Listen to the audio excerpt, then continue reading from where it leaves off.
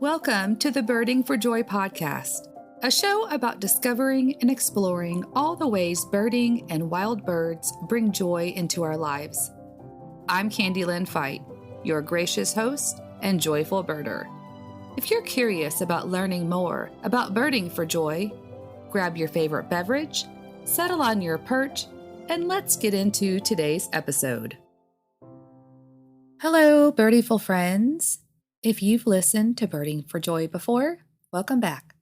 If this is your first time tuning in, I am so happy you're here. After the last couple of episodes discussing the need for biodiversity conservation and creating bird-friendly habitats in our landscapes to help benefit all wildlife, I have been experiencing a mixed bag of emotions.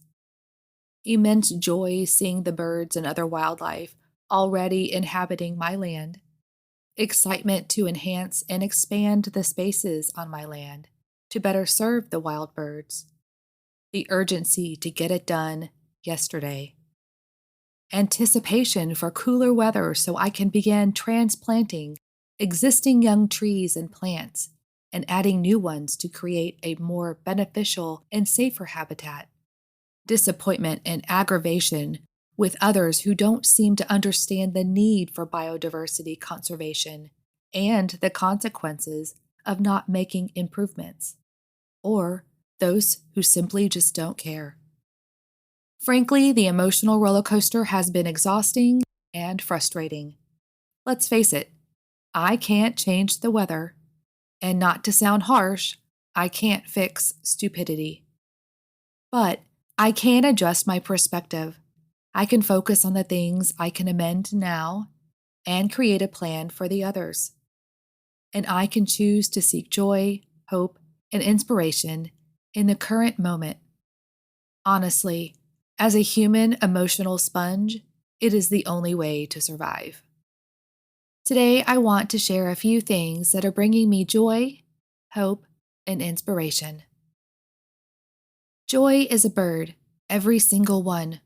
The one singing high in the treetops, the one flitting limb to limb, pecking and plucking insects, the one boasting the mimicry it's learned along the way, the one screaming and soaring, looking for its prey, the one at the edge of the forest, meowing its trickery call. Joy is a bird.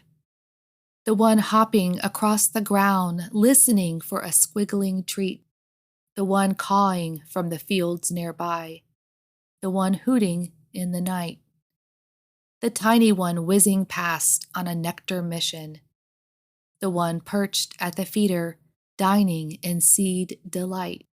Joy is a bird. The one migrating through, fueling up before its long journey south, the one splashing, drinking, cleaning, and preening, the one leaving the nest and spreading its wings, the one at the water's edge, as well as the one riding the rippled surface, the one with the gentle coo nestled next to its mate on a branch nearby, the one bouncing across hot pavement, hoping for its next meal. Yes, joy is a bird, every single one. While I jotted down notes from this past week's bird sightings, my thoughts morphed into this poetic rambling. Instead of merely listing all of my joyful bird moments, I thought I'd share what I wrote down in my weekly tweet journal. As a birder and someone who finds immense joy, hope, and inspiration in nature, I delight and appreciate my solitude. Away from other humans, that is. Because when I'm in nature, I don't feel alone. I feel like I am part of nature. My oldest daughter likes to joke by calling me Snow White. There are some days when I wonder what it would be like to hide away here in my comfort zone, just birding and playing in the dirt. I mean, almost everything I need can be grown or delivered, right? And since my grand wildlings just live across the road, I'm pretty much set. What else do I need? Maybe in a perfect world, my Candi Lynn wild-scaped queendom would work. But this isn't a perfect world. Yes, perfection is overrated, but we can strive to do better and be better. This week, I decided to join the Native Plant Society of Texas and our local Wildlife Association. Now, I'm not exactly thrilled with having to leave my birdie queendom and be social, but both of these groups will offer the resources I need to do better regarding nature and wild birds.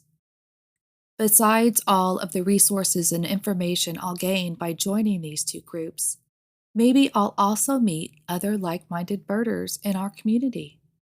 Maybe there will be folks who are interested in listening to the Birding for Joy podcast. And just maybe, I won't skip the Wildlife Society's monthly meeting and fundraiser dinner that I already paid for tonight. Maybe I will attend. What was it I said a couple of weeks ago? Oh, right. We can do hard things for the birds. I guess it's only fair that I practice what I tweet. This week, despite Texas's hot as Hades weather, I had my first fall migrating birds fly through. A pair of alder flycatchers stopped to rest in one of my young trees. A lifer for me.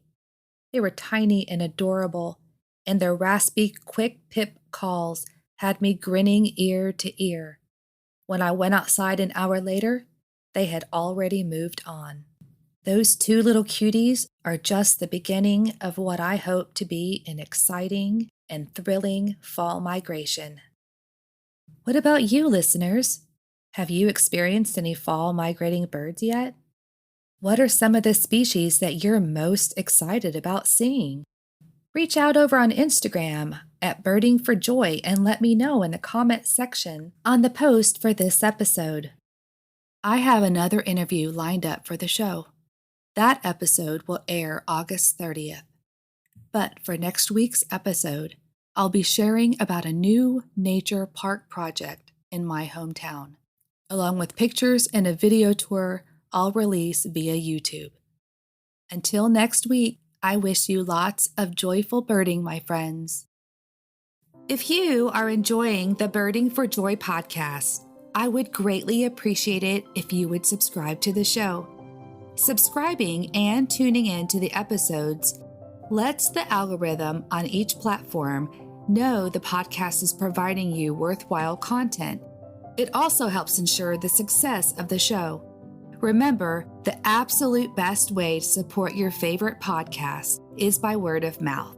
So make sure to share Birding for Joy with others who might enjoy listening. That way we continue to build a joyful birding community.